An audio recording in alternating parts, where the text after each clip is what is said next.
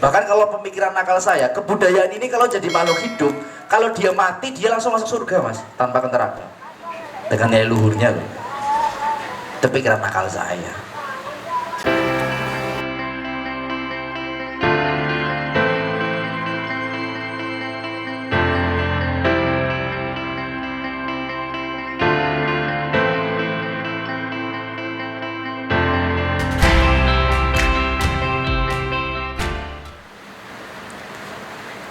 Assalamualaikum warahmatullahi wabarakatuh. Bersama kami dengan kelompok 64 dari KKN UIN Wali Songo Semarang yang akan memandu teman-teman semua melalui podcast pendidikan, dakwah dan juga Wali Songo.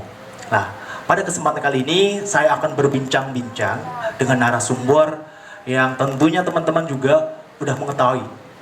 Namun sebelum itu mungkin saya perkenalkan terlebih dahulu yang akan memandu jalannya podcast pada hari ini. Ya, perkenalkan, nama saya adalah Misbahul Anwar, biasa dipanggil dengan Misbah, kemudian asli orang Tegal. Sebenarnya apa sih ya tema yang akan kita angkat pada hari ini? Yaitu tentang cinta welas asih dari Sunan Kalijaga. Nah, mungkin teman-teman semua ya sudah terngiang-ngiang ya dari suaranya aja ya, dari tulisan Sunan Kalijaga aja udah terdengar. Dan nantinya teman-teman mungkin akan tahu lebih dalam lagi tentang sebenarnya Sunan Kalijaga itu seperti apa. Nah, namun sebelum itu teman-teman ya, mungkin dari kalangan muda ya, kalangan muda era milenial itu lebih tertarik dengan budaya barat tanpa memperdulikan dari budaya kita sendiri ya kan, budaya wayang, budaya ada kejawen, ada mungkin budaya-budaya yang klasik yang mungkin teman-teman terutama di kalangan muda khususnya ya kan, mungkin kita lebih cakupannya adalah umum, cuma anak-anak generasi muda ini yang harusnya menjadi pionir itu malah melupakan budaya kita. Nah, langsung aja nanti mungkin kita sharing ya bersama salah satu putra Tegal ya yang berkecimpung dalam dunia wayang. Tepatnya beliau adalah Mas Haryo Susilo Entu Susmono ya. Mungkin untuk sharing ya mengenai podcast pada hari ini. Mungkin lebih kenalan terlebih dahulu Mas Haryo, atau panggilannya gimana nih? Kang? Monggo, terserah. Penting aja tundang nyuk aja. Aduh. Iya Mas Isbah, monggo. Mau tanya apa? Ya, mungkin tanya lebih tentang babat tentang Wali Songo sendiri ya kan. Kemudian menjurus nanti tentang Sunan Kalijaga yang dengan penyebarannya dengan cara rasa cinta ulas asih dapat menyentuh kepada masyarakat yang pada saat itu beragama Hindu dan Buddha. Iya, baik. Terima kasih Mas Misbah dan teman-teman dari UIN Wali Songo. UIN Wali Songo. Kelompok 64. Nggih. Oke, bicara tentang dakwah Wali Songo ya Mas, sudah tidak menjadi rahasia lagi bahwa dakwahnya Wali Songo itu betul-betul berhasil, terutama di tanah Jawa. Ada 9 Wali Songo di situ.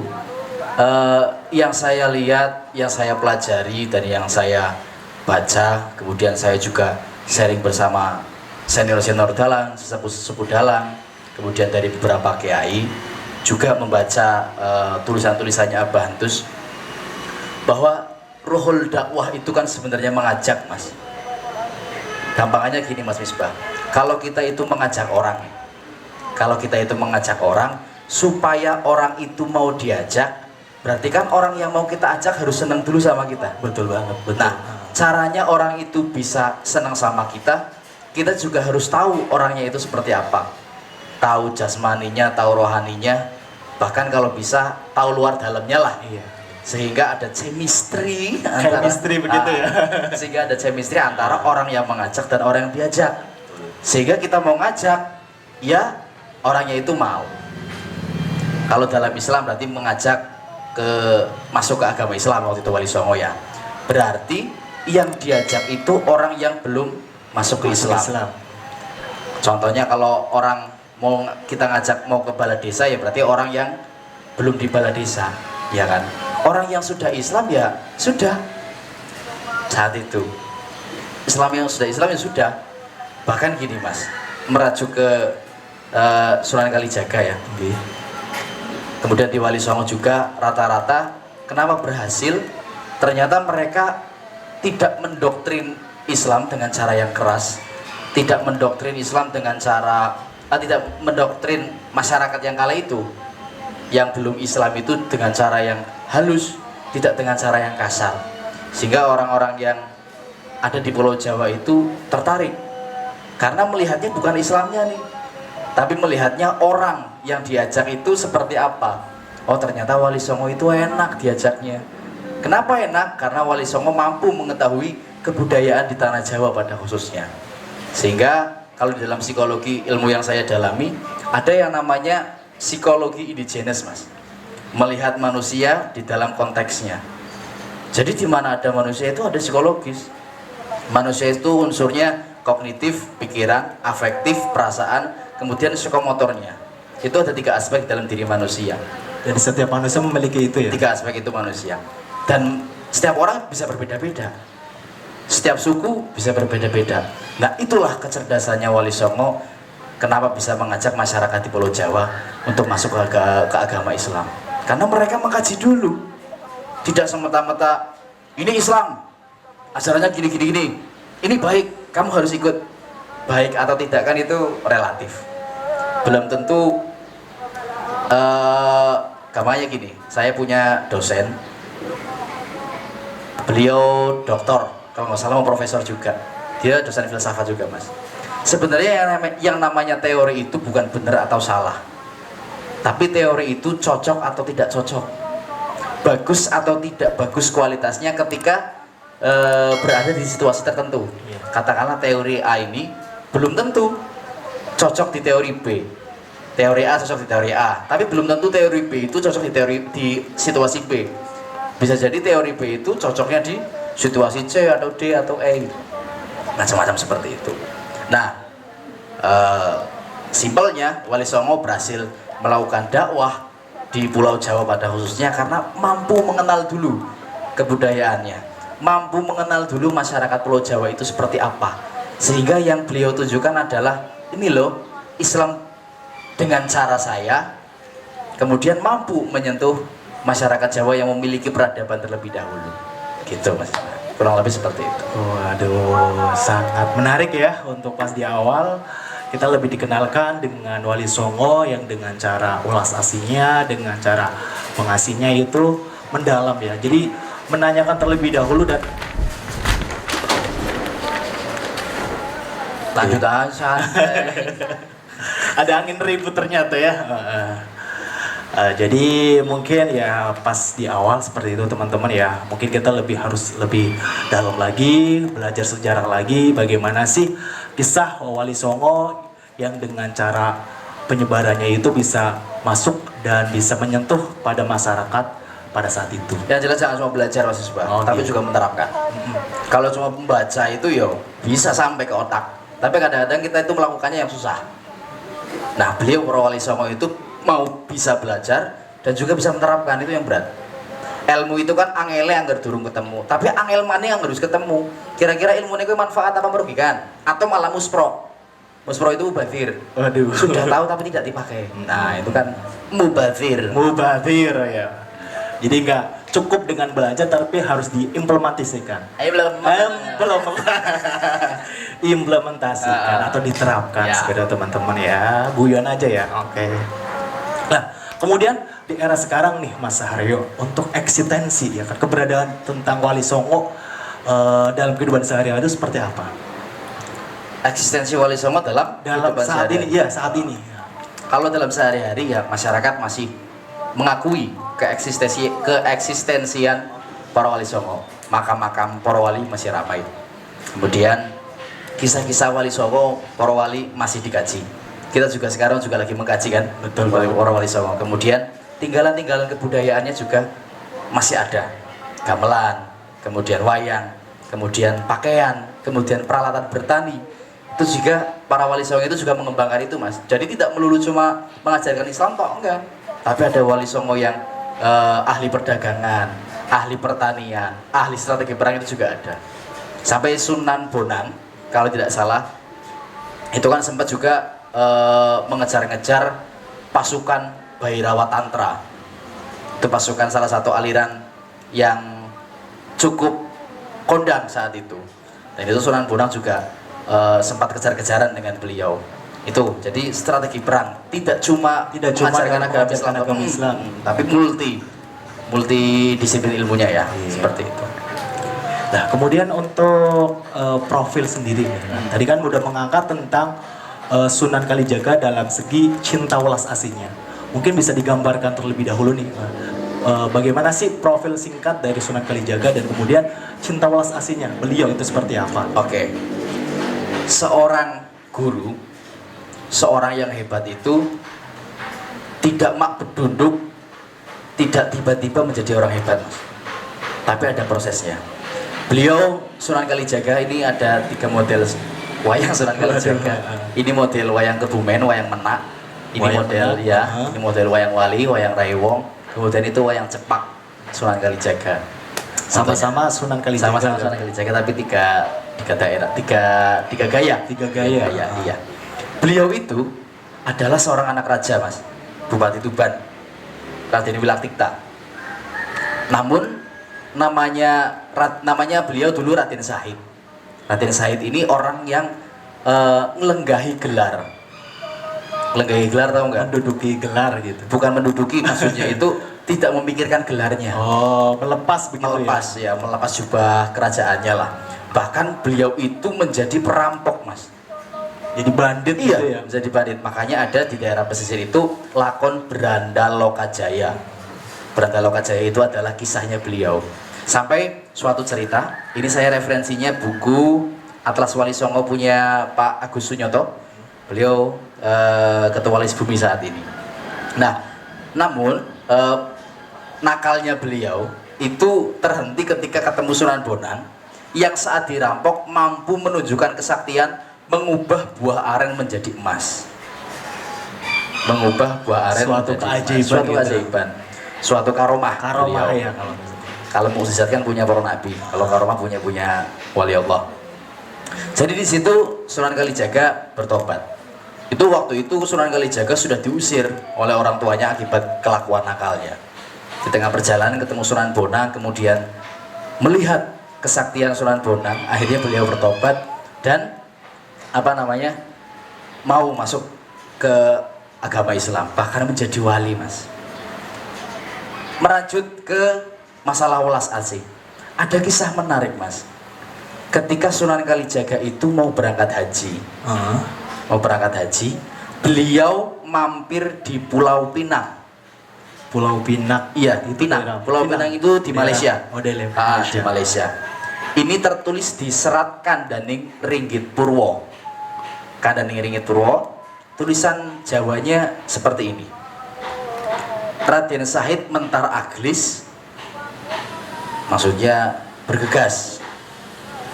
Ing margo datan winarni, anumpang wong dagang iku prapto ing Pulau Pinang. Jadi pergi ke Pulau Pinang, mampir di Pulau Pinang. Leren wau jeraganeki Raden Sahid ing dalu apan kapang yo. Berarti istirahat sebentar di Pulau Pinang. Lan Syekh Sahid Maulana Maghribi wau kang nami ketemu sama beliau Syekh Maulana Maghribi. Syekh Maghribi angandika, mari ngendi sira bayi? Kamu mau kemana? Mana gitu ya? Kapanggih aneh ngriki. Ketemu di sini. Kamu mau kemana? Ketemu di sini. Raden Sahid alon matur, arsa kaji ing Mekah. Raden Sahid Sunan Kalijaga bilang sama Syekh Maulana Maghribi, saya mau berangkat haji di Mekah. Anglampai ikang lahir Syekh Maghribi mengsem wau angandika. Tahu tujuannya, Syekh Maulana Maghribi itu tersenyum gitu ya. Tersenyum dan mengatakan, Kibai siro balio. Suruh pulang malahan ya. Suruh pulang. Tan anak ing Mekah iki, Mekah ing kulon punika, Mekah lahir westaniki pranoto araniki Nabi Ibrahim karya iku. Mekah di sana itu karya Nabi Ibrahim. sing sopo atinggolo sayekti puniko kafir. Maksudnya orang nanti yang ke Mekah kemudian tidak bisa menghilangkan gambaran Mekahnya, takutnya dia akan kafir, Mas. Ya tetap munafik wong iku yo. Nah, itu maksudnya jadi disuruh pulang aja. Bahkan dia disuruh untuk membangun masjid-masjid di tanah Jawa, untuk menyebarkan Islam di tanah Jawa. Berarti ada hal yang lebih penting. Padahal haji itu adalah rukun. Rukun ya, rukun Islam. Iya, tapi saya Maulana Maghribi malah menyuruh Sunan Kalijaga, Raden Said pada itu untuk pulang ke tanah Jawa, untuk membangun masjid dan menyebarkan Islam. Islam kan kompleks, Mas. Ada akhlak, betul, ya kan? Mengajarkan nyambut gawe, sing temenanan, mencari nafkah dengan cara yang halal dan lain sebagainya. Itu malah disuruh pulang. Dan saya menemukan hal ini di Abantus, Mas. Bagaimana tuh ceritanya? Abantus sampai meninggal dunia itu belum naik haji loh. Belum naik haji. Belum naik haji. Malah jawabannya nggak ditakoni, Abah mau berangkat haji kapan? Engkau nggak Mekah wis perak. Ya. Jawabannya seperti itu. Ternyata ketika di sini saya melihat, oh ternyata ada hal yang lebih prioritas daripada naik haji. Abah, dana untuk naik haji ada, Mas. Tapi ada yang lebih penting, orang-orang di sekitarnya ada yang membutuhkan, Mas. Orang-orang di sekitar Abah itu lebih membutuhkan dan Abah lebih memprioritaskan uangnya Abah itu untuk mereka. Abah itu meninggal tidak meninggalkan uang cash banyak, Mas. Abantus itu meninggal tidak meninggalkan uang cash banyak. Ini agak pribadi tapi harus saya utarakan karena ternyata ini saya baru ketemu ini 3 hari yang lalu loh, Mas, saya baca ini. Baru 3 Oh, hari. ternyata prinsipnya Abah itu lakunya Sunan Kalijaga. Branding saya kemarin. Prinsipnya seperti itu. Abah jadi bupati itu uang pribadi itu banyak yang keluar, Mas. Proposal yang nggak mau nunggu anggaran negara Dari negara. kan kelamaan biasanya. Biasanya kayak gitu. Itu Abah keluar kantong sendiri. Saya menyaksikan karena saya yang megang uangnya waktu itu. Sampai saya mau laporan keuangan kan. Waktu itu mau laporan keuangan ke Abah. Uang Abah yang punya uang kan saya laporan tuh, Mas. Ketika saya mau laporan ke Abah, ini laporan keuangannya, uang kemarin habis. Udah, Mas, nggak usah laporan. Berarti Abah orang tidak ikhlas. Sampai segitunya. Penjaganya sampai seperti itu, Mas. Itu. Jadi memang kadang-kadang nggak bisa dimasukkan ke nalar, nggak bisa dimasukkan ke nalar manusia biasa lah gampangannya.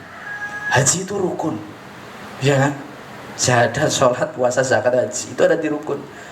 Tapi beliau Sunan Kalijaga oleh gurunya Syekh Maulana Maghribi disuruh pulang. Disuruh pulang malahan ya. Malah menyebarkan Islam di Pulau Jawa. Ada yang lebih prioritas ternyata. Itu. Dan itu dilakukan oleh Sunan Kalijaga. Lanjut dia langsung menyebarkan Islam di Pulau Jawa. Itu kisah uniknya seperti itu Sunan Kalijaga. Sangat menarik ya teman-teman ya. Kemudian mungkin gini, dari tadi kan ya dijelaskan tentang profil ya mungkin. Adakah dari Karomah sendiri, dari Sunan Kalijaga ya kan, yang mungkin disaksikan ya kan oleh masyarakat saat itu? Kalau karomah Sunan Kalijaga saya kurang memahami, Mas. Kurang memahami ya. Saya takutnya salah ngomong juga kalau misalkan belajar tapi saya belum mendalami lebih dalam. Saya takutnya bacaan yang saya baca saya masih ragu nih. Saya kan biasanya kalau belajar kan nggak cuma baca, harus sowan dulu ke kiai terus klarifikasi lah, konfirmasi. Yang paling unik di Sunan Kalijaga adalah kebudayaannya, Mas.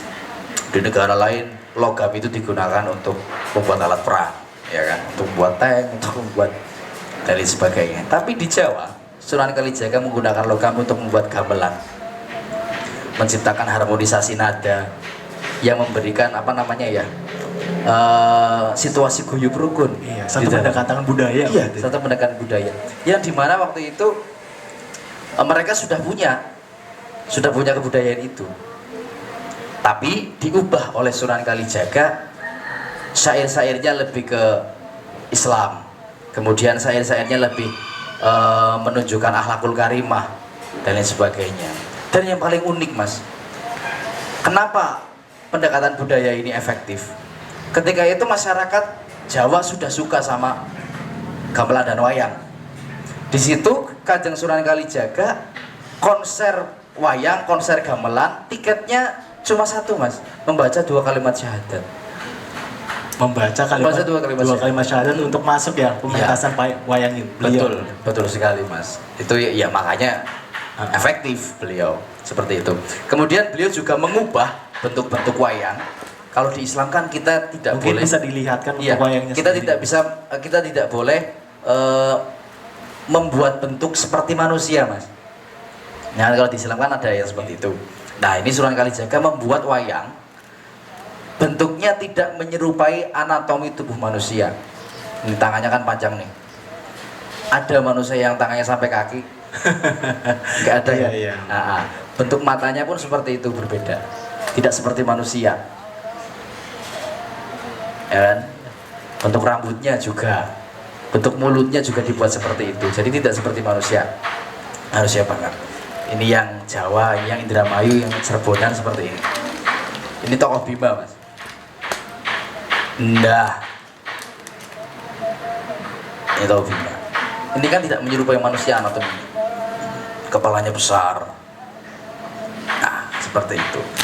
Jadi meskipun budaya, tetap nilai-nilai Islamnya juga tetap Dijaga ya. dijaga. Ya mungkin gini mas, berbicara tentang syair ya mas, tadi kan sempat disinggung juga ya kan oleh syair-syair beliau. Teringat syair Lingsir Wengi, Lingsir Wengi dan juga Lir Ilir ya kan. Lir Dan Ilir. mungkin Lingsir Wengi ini menjadi apa ya, nada-nada yang menurut orang itu lebih ke mistis ya, dan mungkin bisa disalahgunakan. Itu mungkin penjelasannya seperti apa mas? Kalau Lingsir Wengi saya belum belajar mas. Kalau Lir Ilir saya Lir sudah. Ilir. Mungkin penjelasannya untuk Lir Ilir sendiri baru. Lir Ilir ya. Nah, kalau Lir Ilir itu kan lagunya Lir Ilir tandure wo sumilir. Tak ijo Terus, royo-royo, ya. tak senggo pengantinannya. Terus Cah angon, Ya. penekno blimbing kui, lunyu-lunyu yo peneno, kanggo basu dodotiro, Ya. dodotiro, kumindil bedahing, kumintir bedahing pinggir, Dodomono. dodomono crumatono, kanggo sebo mengkosore. Nah. Mumpung padang rembulane, mumpung jembar dalanane, kalangane. Agak lupa ya. Yo surao, suro ile. Salah ya. Banyak yang salah ya. Masih bahas asli Tegal tapi malah medok kayak orang katon. Nah, lagu Lir Ilir sendiri itu memang sebuah syair yang punya makna Masterpiece di ya. dalamnya. Lir ilir tandure wo sumilir. Ketika itu menggambarkan bahwa ini agama Islam sudah menyebar. Agama Islam sudah menyebar. Tak ijo royo-royo. Terus kayak waktu itu kan masih banyak pertanian mas. Ijo royo-royo. Tak sengguh pengantin anyar. Gue seneng mas waktu itu mas. Di lagi hijau kan seneng ya. Sawah hijau-hijau duitan apa hijau. Seneng. Ada biru juga. Bunganya kayak pengantin anyar kan mesti bunga seperti itu. Cah angon penek no blimbing kuwi. Maksudnya kita semua. Iya. Penek no blimbing kuwi. Blimbing itu kan sudutnya berapa mas? Ada 5. Ada 5. Itu maksudnya rukun Islam. Ternyata. Rukun Islam. Rukun Islam ada 5. Penek no blimbing kuwi. Lunyu penek no. Meski lunyu, meski berat, tapi tetap harus dipenek. Ya kan menjalankan 5 rukun Islam ini kan nggak gampang mas. Betul.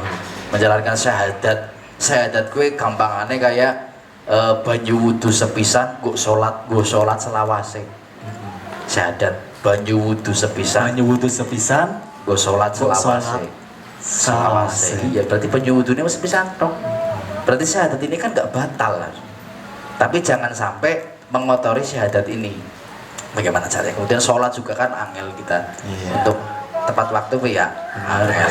Apalagi dalam kesibukan ya. Kesibukan kadang-kadang ya selentang ya kayak sholat subuh jam 10 Ada subuhnya jam 10 selentang. nanti ini zakat zakat sebenarnya gampang. Orang yang nggak mampu zakat itu hukumnya Gimana? orang yang nggak mampu zakat hukumnya Orang yang nggak mampu membayar zakat. hukumnya apa? Hukumnya apa ya? Mungkin teman-teman bisa menjawab. Wong ini podcast sih jenengan si Jawa. Cepi ini waktu temen tuh. Kita tanya ke layar gitu. Nah, mungkin berarti tidak apa toh mungkin Mas. Hukumnya orang nggak bisa zakat ya dizakati Mas. Dizakat, berarti menjadi muzaki. Iya. Orang yang dizakati kan simpel. Kemudian apa namanya? Puasa. Puasa juga. Iya ada yang bisa lulus, ada yang kadang-kadang bolong-bolong puasa Ramadannya. Haji apalagi susah. Lunyu-lunyu penekno kanggo basuh dodo tiro untuk membersihkan hati Mas. Iya. Untuk membersihkan bersusah payah gitu ya. Karena gitu memang orang itu gampangannya pedang itu kalau pengen tajamnya harus diasah Mas. Meskipun lunyu tetap harus dibajat karena itu bagian dari latihan. Contoh keren dari Abantus Mas. Abantus Sumono itu pernah di penjara. Nggih. Saudara kan tahu kan? Iya. Pernah di penjara, kemudian keluar dan menjadi bupati. Suatu ketika salah satu orang yang menyebabkan Abantus itu masuk ke penjara, itu ketika Abah menjabat bupati itu orangnya malah dikasih pekerjaan Mas. Itu Memang berarti menurut saya ya benar-benar melatih hati itu.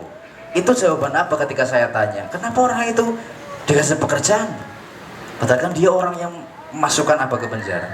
Bahasanya apa seperti itu, apalagi ngelatih hati yo. Toh beliau memaksakan diri untuk melatih dirinya Mas, untuk menjadi strong.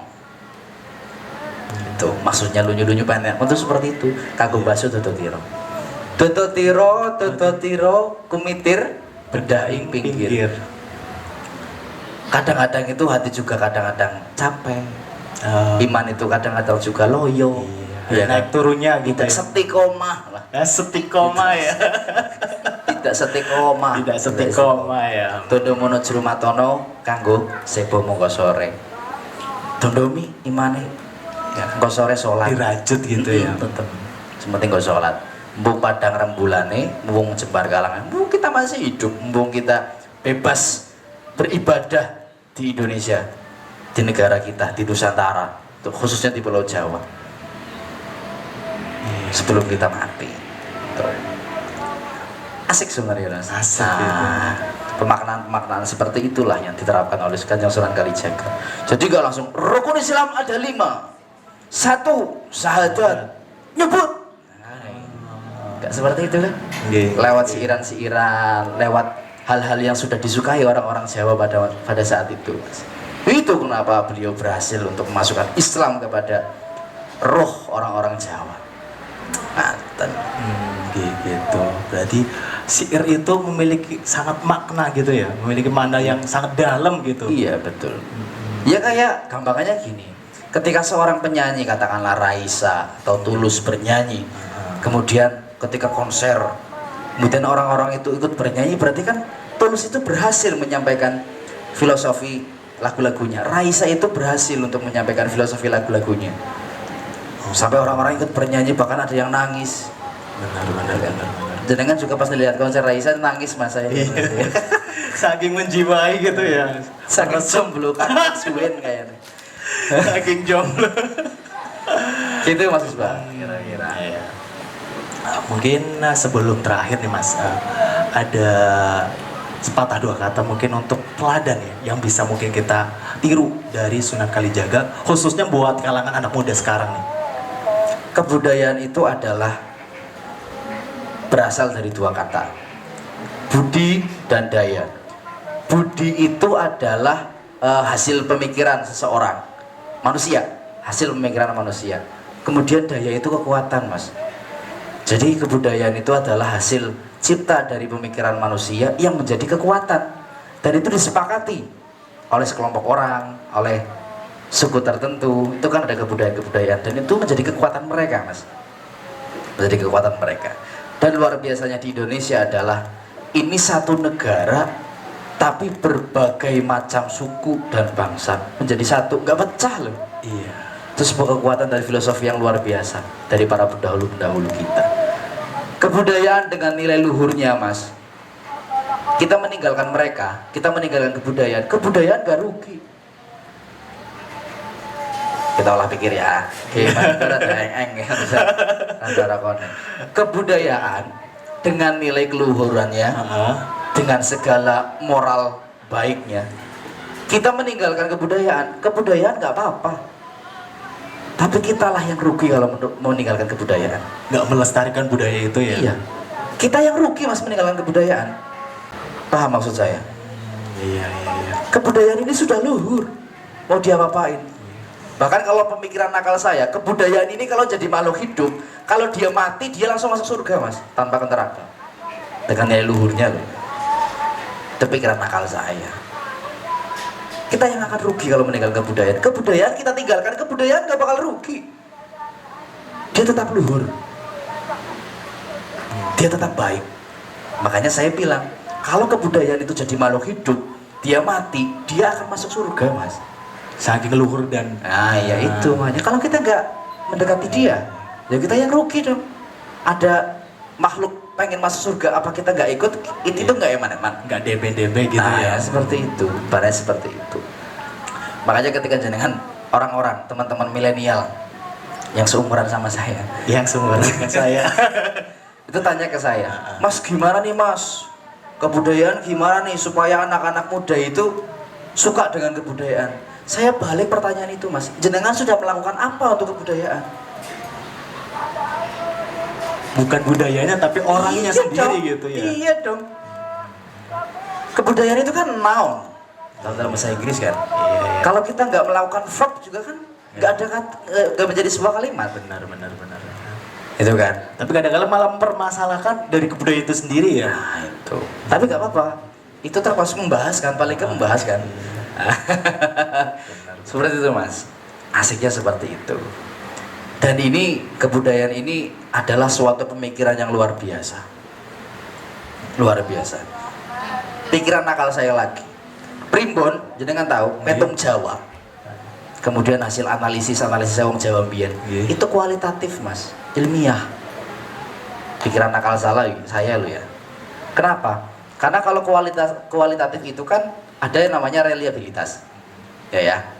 Ini kalau salah mohon maaf ya, dikoreksi nggak apa-apa, biar sama-sama belajar.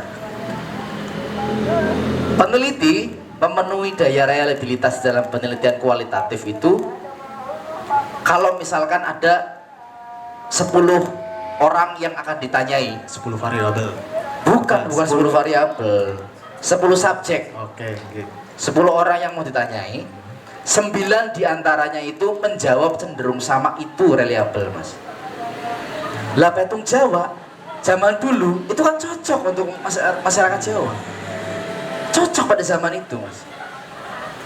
Itu saya bilang kualitatif itu ilmunya, karena mayoritas orang Jawa itu pakai dan cocok.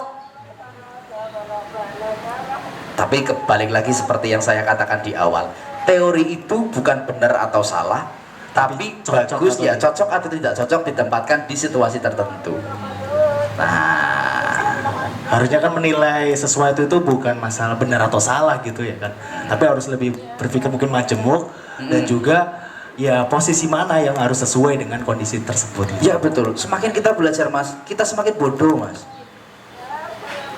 Semakin kita belajar, kita semakin bodoh. Maksudnya kata goblok. Oh iya ya. Oh ternyata kayak ya, kita goblok. Ternyata kan seperti itu. Sebenarnya seperti itu. Dan dengan ketidaktahuan para wali songo yang awalnya dulu seperti itu, menjadi tahu dan berhasil di Pulau Jawa menyebarkan Islam, itu kan suatu anugerah dan suatu karomah yang luar biasa menurut saya mas Misbah. Dan itu yang harus kita hargai. Suka nggak suka kita apresiasi, sepakat atau nggak sepakat kita tetap harus mengapresiasi. Bahkan kalau itu memang berguna bagi kita, karir kita, keluarga kita, why not? Kenapa nggak dipakai? Iya benar. Iya.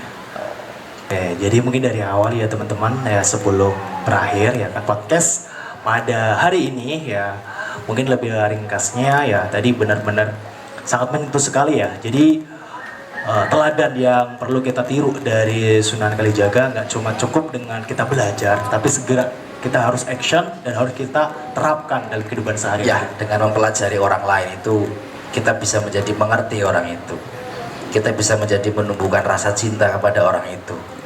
Bahkan kalau orang itu berbuat buruk mas, kita sedih mas, bukan kita marah. Karena yang ada adalah mahabbah, yang ada adalah cinta. Mas Misbah nih, kita sudah, bukan cinta ya, maksudnya kita sudah punya chemistry nih, kita sudah dekat sebagai kayak saudara nih. Jadi kan berbuat salah ke saya, ketika kita sudah cinta, aduh kok Mas Misbah kayak gini ya, saya nggak marah, nggak mungkin marah kalau kita udah cinta mas. Gitu loh. Itu beliau para wali songo bisa seperti itu mas. Itu kan berarti kan kekuatan spiritual yang luar biasa. Melihat orang bukan dari sisi keburukannya ya. Makanya kan Allah menciptakan kita dua mata, satu untuk melihat kebaikan orang lain, satu untuk melihat kekurangan diri kita sendiri. Jadi kita nggak ada itu ketika kita sibuk melihat kebaikan orang lain, kemudian kita sibuk melihat kekurangan diri kita sendiri, awaknya dewek orang bakal sempat maido wong. Gak bakal sempat. Itulah ulas aslinya beliau Sunan Kalijaga dan para wali songo. Sebelum mungkin ditutup ya teman-teman ya, mungkin dari Mas Hari sendiri ya mau memberikan closing statement ya kan buat teman-teman ya, terutama era milenial sekarang gitu. Jika belum bisa berbuat baik, jangan berbuat jahat. Jika belum bisa bermanfaat, jangan merugikan orang lain. Jika belum bisa memuji, jangan mencaci maki. Aduh, tepuk tangan dulu dong.